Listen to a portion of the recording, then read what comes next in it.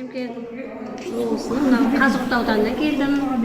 Иә, сол мен 5 айдан бері ішіп жатырмын осы Нано бальзамды. Нано бальзамды. Маған жақсы эффект бергеннен кейін мен өзімнің туысқандарыма айтып, сол алып ішіңіздер деп неғып жатырмын. Мынау бүйрегім ауыратын еді менің.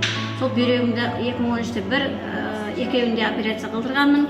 2017-те оң жағында операция қылдырғанмын. Сөйтіп жаңағы оң бүйрегім солып қалған деген еді маған. Онан кейін менде тағы да 3-4 кисталар бар тұғын. Оң жағында 3-4 киста, сол жағында 2-3 киста бар еді.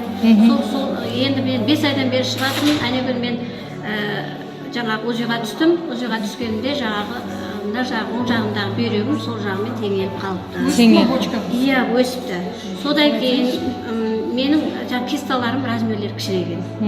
Күшті результат. Иә, менде тағы да жаңағы көзім ауыратын еді. Көзіңізге тамыздыңыз ба? Одан кейін менің мынау ангинам бар еді. Сәл мұздай жеп бассам, сәл мұздай алма жеп қойсам, ангинам шығып, температурам шығып, 40 градусқа дейін көтеріп жүретін. Қазір Құдайға шүкір 5-6 айдан бері ешқандай ондай менде болған емес. Дәрігерге аптека деген нәрсені ұмыттыңыз ба, жоқ? Аптека деген нәрсені ұмыттым. Вообще ұмыттыңыз, күшті. Бүйрегім жақсы жұмыс істеп жатыр қазір. Ауырмайды. Кисталары кетті ме? Мен қазір жақсы жеңіл жүремін.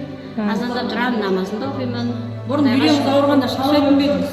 Шаршай беретін едім. Одан кейін мен азанда тұруым маған оң еді да, аяқтарым ауыратын еді. Мынау тізем, коленаларым, суставтарым ауыратын еді. Мен тепшекке шығып түсе алмайтын едім.